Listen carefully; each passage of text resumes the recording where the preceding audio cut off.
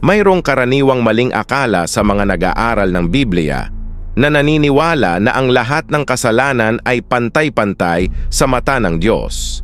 Gayunpaman, ikinalulungkot kong sabihin na hindi ito totoo.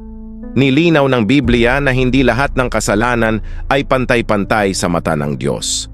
Ang mga kasalanan ay may iba't ibang antas, at sa makatuwid ay may mga natatanging kaparusahan para sa bawat uri ng kasalanan. Malinaw ang Biblia sa bagay na ito. Ang karaniwang hindi pagkakaunawaan ng maraming tao, kasama na ang mga Kristiyano, ay ang paniniwalang pantay-pantay ang lahat ng kasalanan. Ang ilan ay binibigyang kahulugan ito na ang ilang mga kasalanan ay hindi nagre-resulta sa kanilang kapahamakan ay hindi sapat upang matiyak ang walang hanggang kapahamakan. Napakahalagang linawin na ang lahat ng kasalanan, anuman ang kalubhaan ng mga ito, ay nakakasakit sa Diyos at sa makatuwid ay nararapat sa walang katapusan at walang hanggang parusa. Ang bawat kasalanan ay humahantong sa paghihiwalay sa Diyos at nang walang pagsisisi ay nagre-resulta sa walang hanggang mga kaparusahan. Mahalagang isaalang-alang na habang ang lahat ng kasalanan ay naghihiwalay sa atin sa Diyos at maaaring humantong sa impyerno, hindi lahat ng kasalanan ay nagre-resulta sa parehong antas ng banal na pagpaparaya. Ang mga kahihinatnan na itinalaga ng Diyos ay iba-iba ayon sa tindi ng kasalanan. Hindi lahat ng kasalanan ay pare-parehong mabigat.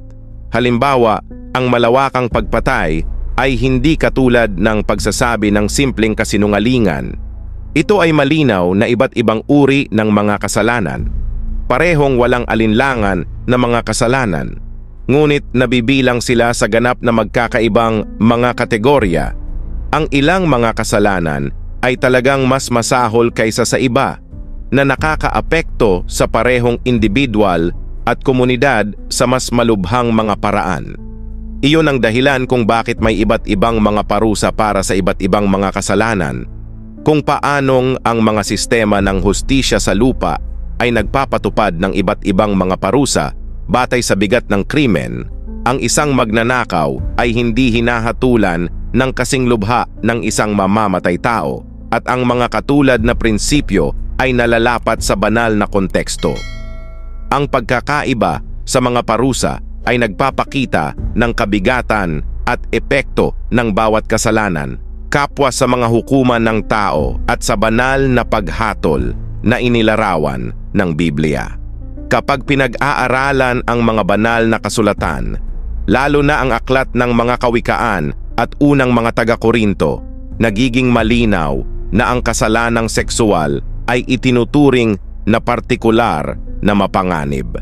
Ipinahihiwatig ng mga kawikaan na may mga kaso kung saan ang isang individual ay maaaring hindi makabangon mula sa mga epekto at kahihinatnan ng mga kasalanang sexual. Binibigyang diin na ang mga ito ay may partikular na matinding epekto kumpara sa iba pang mga uri ng mga kasalanan. Ang kasalanang sexual ay malubha.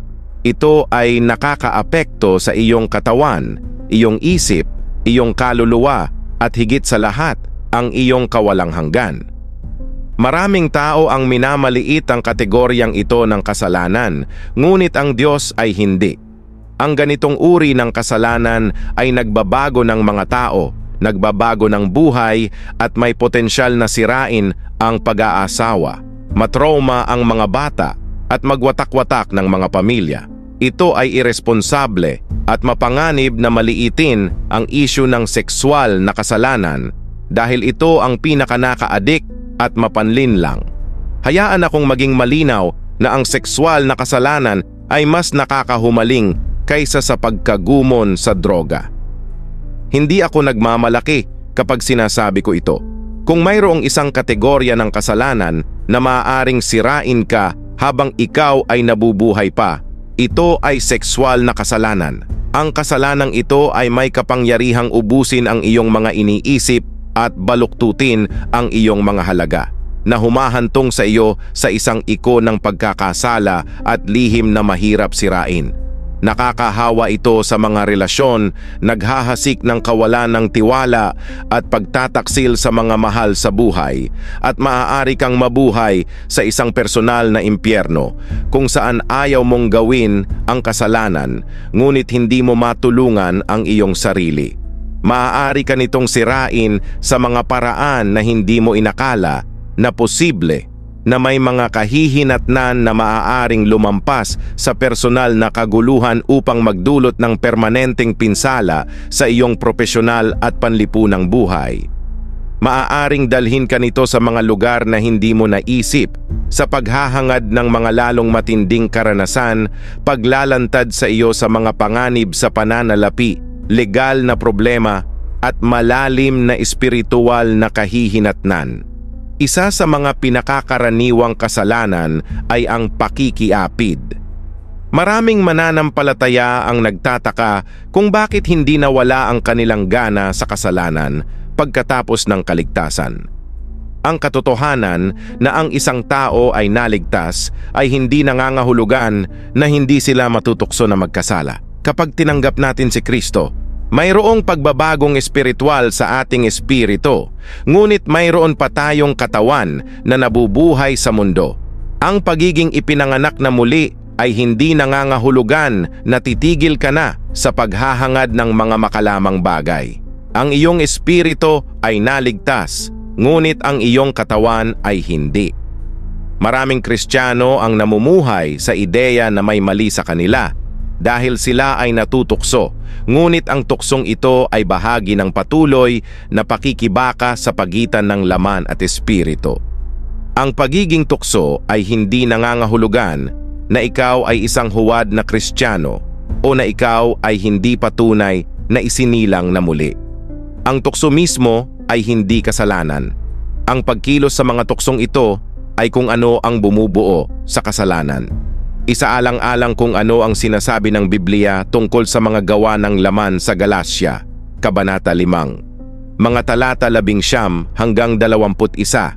Ngayon ang mga gawa ng laman ay hayag, na ito ay pangangalunya, pakikiapid, karumihan, idolatriya, pangkukulam, pagkapuot, pagkakaiba-iba, pagtulad, puot, alitan, sedisyon, heresies, inggit, pagpatay, paglalasing, at iba pa.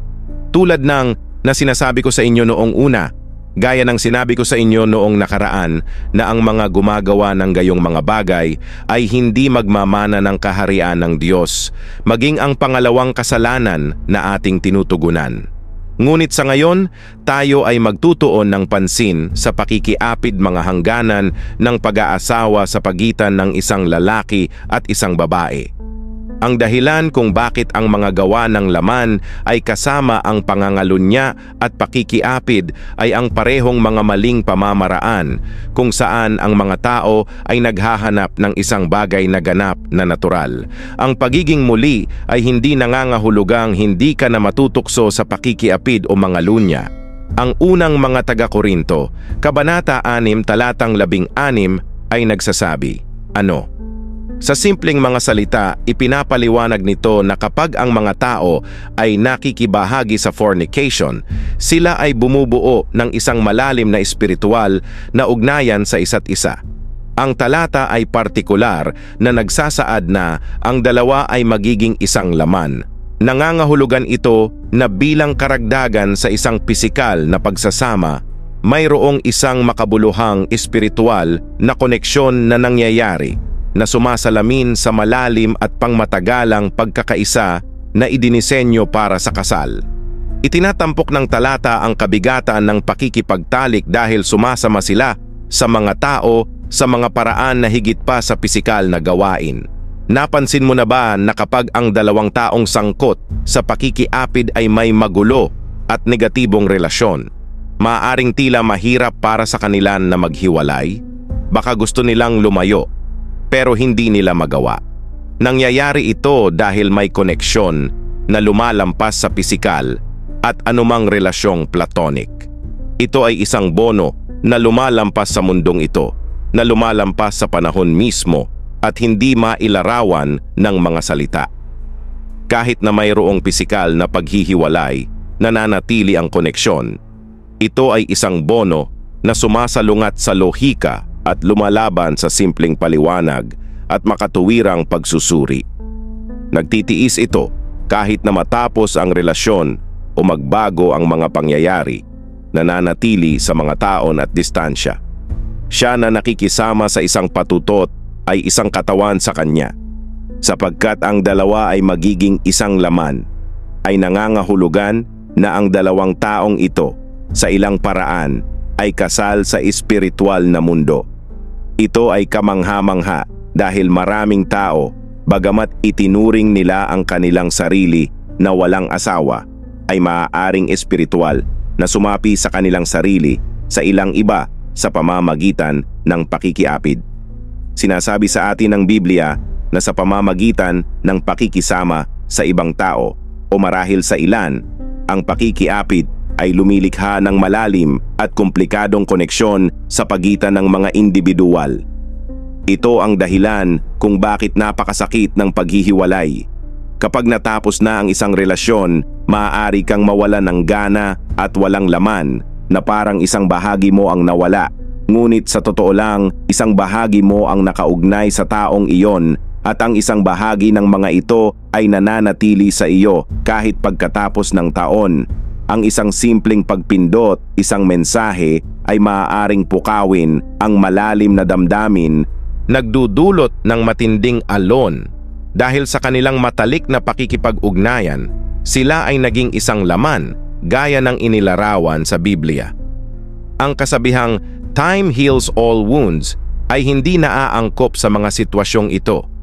Ang oras lamang ay hindi makakasira sa espiritual at emosyonal na mga ugnayan.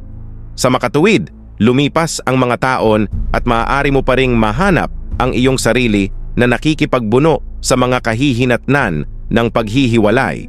Ang isang malalim na koneksyon ay hindi basta nalulusaw sa paglipas ng panahon. Ito ay madalas na nangangailangan ng sinasadyang proseso ng pagpapagaling at espiritual na paggaling. May mga taong nakikinig sa akin ngayon na umiibig pa rin sa isang taong pinakiapid nila nitong taon o kahit ilang dekada na ang nakalipas dahil sila ay espiritual na kaisa sa ang taong iyon ay alam ng Diyos kung ano ang kanyang ginagawa noong nilikha niya ang pakikipagtalik para lamang sa kasal sa pagitan ng isang lalaki at isang babae. Ang gumagawa nito ay sumisira sa kanyang sariling kaluluwa.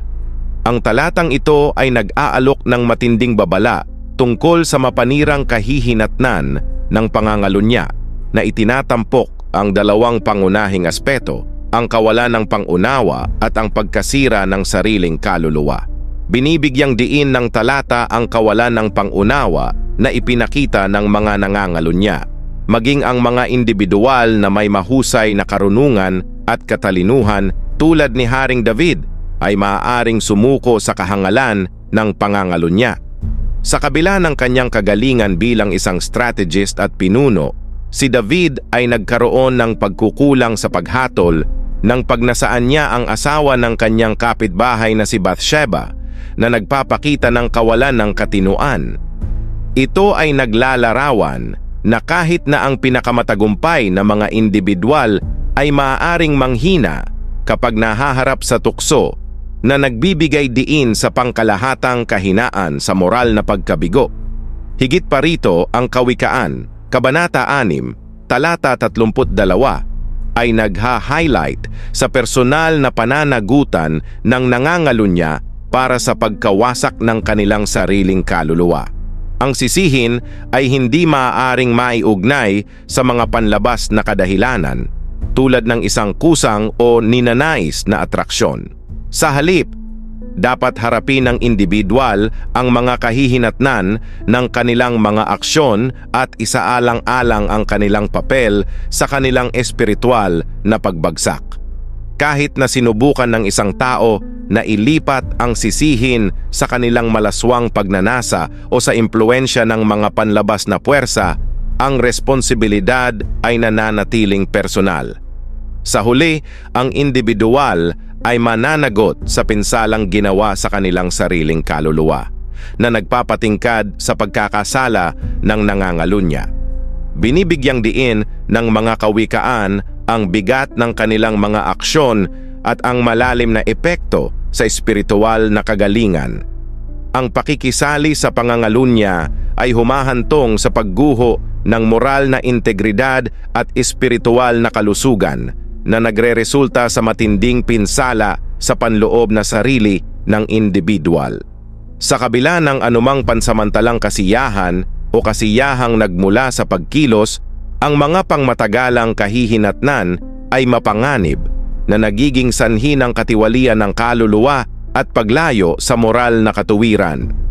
Mahalagang pangangailangan para sa mga individual na gumamit ng karunungan at moral na pag-unawa sa kanilang mga aksyon. Ang talata ay nangangailangan ng pagsisiyasat sa sarili at pananagutan na nagbibigay diin sa kahalagahan ng pagpapanatili ng espiritual na integridad at sigla. Itinatampok din nito ang malalim na katotohanan na ang nangangalunya sa pamamagitan ng kanilang mga aksyon ay nagdudulot ng hindi na maibabalik na pinsala sa kanilang sariling kaluluwa. Nagbabala ang talata tungkol sa malubhang kahihinatnan ng pangangalunya, lalo na sa pariralang sinisira ang kanyang sariling kaluluwa. Nangangahulugan ito na ang pakikisali sa pangangalunya ay maaaring magdulot ng matinding pinsala sa panloob na sarili at kaluluwa ng tao. Isang kabuuan, ang kanilang mga damdamin, paniniwala at koneksyon sa isang bagay na mas malaki una. Ang pangangalunya ay maaaring masira ang kaluluwa. Dahil ang pagtataksil sa isang kapareha ay maaaring humantong sa isang tao na maging mas interesado sa paggawa ng iba. Mali at isara ang kanilang puso sa katiwasayan, simula sa maliliit na hakbang na hindi matalino o mabuti, na maaaring humantong sa isang landas ng higit pang kawalan ng katarungan. Ang pangangalunya ay maaaring humantong sa pagkawala ng integridad at moral na lakas. Ang pagtitiwala ay maaaring magpapahina sa pakiramdam ng isang tao sa tama at mali at masira ang kanilang katapatan at pagkatao na mga mahalagang katangian para sa isang malusog na kaluluwa humahantong sa mga damdamin ng pagkakasala, kahihiyan at panghihinayang. Maaari rin itong makapinsala sa mahahalagang relasyon na humahantong sa kalungkutan. Ang mga negatibong emosyong ito ay lubos na makakaapekto sa kapakanan at kaligayahan ng isang tao na higit na makakasama sa kanilang kaluluwa. Ang ikatlong kasalanan ay pornography, isa sa mga pinakamalaking problema ng ating lipunan. Milyon-milyong Kristiyano ang nakikipagpunyagi sa lugar na ito. Ito ay hindi lamang mga mananampalataya, ngunit kahit na ang mga hindi mananampalataya ay kinasusuklaman ng kasalanang ito at gayunpaman, hindi maaaring tumigil sa paggawa nito, pag-aaksaya ng kanilang buhay sa panonood ng mga bastos na video sa internet. Kapag nagsalita ako ng mga bastos na video, ang tinutukoy ko ay pornografiya. Pag-isipan sandali kung gaano katagal ang ginugol mo sa mga bastos na video na ito sa internet. Sinasayang mo ang iyong buhay sa huwad at panandaliang kasiyahang ito. Naisip mo ba kung gaano kaiba ang iyong buhay kung sa halip na gumugol ng walang katapusang oras sa panonood ng mga video na ito, gumawa ka ng isang bagay na produktibo? Isipin kung nasaan ka. Paano magiging mas mahusay ang iyong buhay bilang isang asawa o magulang, o maging sa iyong espiritual na paglalakbay kasama ang Diyos? Isipin kung paano umunlad ang iyong karera o negosyo, ngunit sinasayang mo ang iyong buhay sa harap ng screen. Ang buhay ay dumadaan sa iyo. Napakaraming potensyal sa iyo, ngunit pinipigilan ka ng kasalanang ito. Hayaan akong magbahagi ng ilang istatistika. 47% ng mga pamilya ang nagsabi na ang pagkonsumo ng pornografiya ay isang problema sa tahanan. Ang paggamit ng pornografiya ay nagpapataas ng rate ng pagtataksil ng mag-asawa ng higit sa 300%. Oo, tama ang narinig mo, higit sa 300%. Humigit kumulang 56% ng mga video ang kinasasangkutan ng isang party na may labis na interes sa mga pornograpikong site.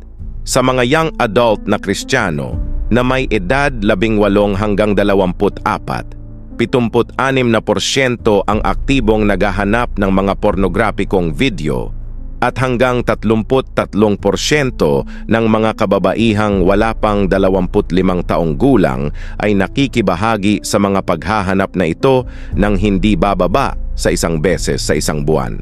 Kailangan mong maunawaan na ikaw ay nabubuhay sa isang hindi pa nagagawang panahon na may pinakamataas na antas ng internet at teknolohiya.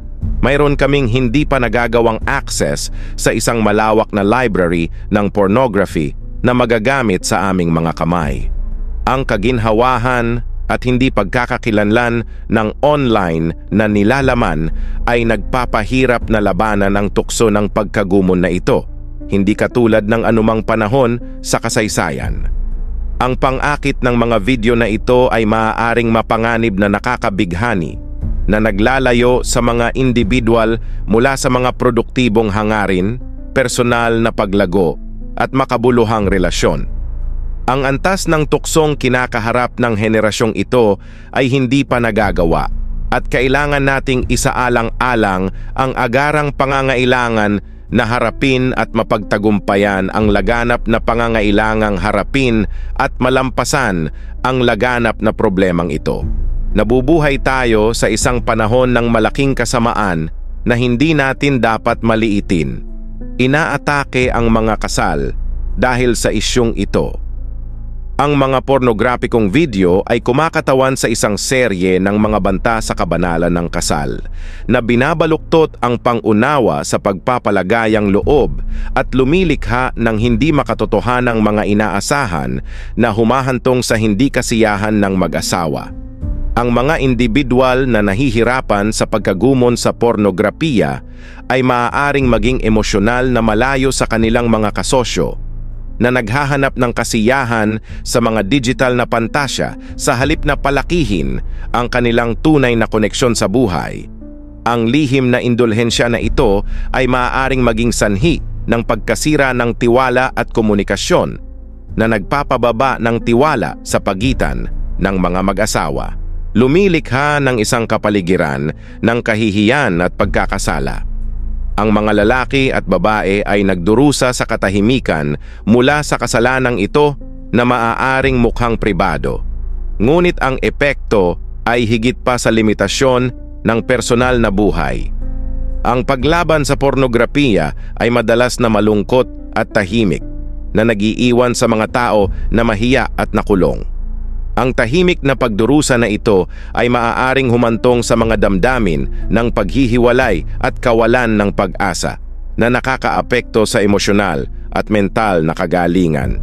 Ang patuloy na panloob na cycle ng pagkakasala ay maaaring sirain ang espiritu na nagiging sanhi ng isang pakiramdam ng kawalan ng pag-asa at kawalan ng kakayahan habang sinusubukang itago ang kanilang pagkagumon. Maaaring idistansya ng mga tao ang kanilang mga sarili sa mga mahal sa buhay at umalis sa mga social circle na nagpapatindi sa kanilang paghihiwalay.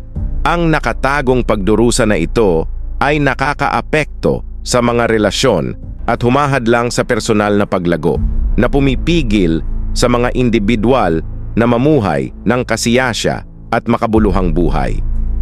Napakahalaga para sa ating komunidad na palawakin ang pangunawa at suporta para sa mga nahaharap sa isyung ito, na lumilikha ng isang kapaligiran kung saan sila makakahanap ng kagalingan at pagpapanumbalik. Kung ang isang taong kilala mo ay nahihirapan sa kasalanang ito, huwag mo siyang husgahan o pag-usapan sa halip. Tulungan silang mahanap ang kinakailangang suporta. Ang mensahe tungkol sa iba't ibang antas ng mga kasalanan at ang mga kahihinatnan nito ay isang malalim na panawagan para sa isang buhay na may integridad at kabanalan. Bagamat ang lahat ng kasalanan ay naghihiwalay sa atin sa Diyos at nangangailangan ng pagsisisi, itinatampok ng Biblia na may mga pagkakaiba-iba sa kalubhaan ng mga kasalanan at ang mga epekto nito. Ang pagkaunawang ito ay naghahatid sa atin sa higit na kamalayan sa kabigatan ng mga kasalanang seksual tulad ng pakikiapid, pangangalunya at pornografiya na nakakaapekto hindi lamang sa ating espiritual na buhay kundi pati na rin sa ating mga relasyon at emosyonal na kagalingan. Ang mga kasalanang seksual ay partikular na binibigyang diin dahil sa komprehensibong epekto nito sa buhay ng isang tao. Maaari silang magdulot ng malalim na pinsala sa kaluluwa, masira ang ating panloob na pagkatao at maapektuhan ang ating kakayahang mapanatili ang malusog na mga relasyon at isang mabuting espiritual na buhay. Ang pakikiapid at pangangalunya, halimbawa, ay lumilikha ng espiritual at emosyonal na mga ugnayan na maaaring humantong sa isang pangmatagalang pakiramdam ng paghihiwalay at sakit. Sa katulad na paraan, ang pornography ay isang mapangwasak na problema na nagbibitag sa milyon-milyon sa isang siklo ng pagkakasala at paghihiwalay, pagsira sa pag-aasawa at pagsira sa isipan. Ang pag-unawa sa kabigatan ng mga kasalanang ito ay tumatawag sa atin ng malalim na pagmumuni-muni sa ating pang-araw-araw na mga aksyon at mga pagpili. Ito ay isang paanyaya na itaguyod ang kabanalan at kadalisayan sa lahat ng bahagi ng ating buhay na kinikilala na. Bagamat ang tukso ay isang patuloy na katotohanan, tayo ay may pananagutan na labanan at humingi ng banal na tulong upang mapagtagumpayan. Iwan ang iyong mga saloobin sa paksa ng video sa mga komento, palaging igalang ang opinyon ng iba. Sana ay nagustuhan mo ang video. Kung ang nilalamang ito ay mahalaga sa iyo, mangyaring suportahan ako sa iyong subscription upang hindi mo makaligtaan ang alinman sa aming mga paparating na video. Ibahagi ang video na ito sa pamilya at mga kaibigan, bigyan ito ng like at iwanan ang iyong opinyon sa mga komento. Nakakatulong ito sa video na maabot ang mas maraming tao. Sama-sama, maaari nating ipaliwanag ang higit pang mga isipan at palawakin ang ating pangunawa. Salamat sa iyong pagpunta dito at pagpalain ka ng Diyos.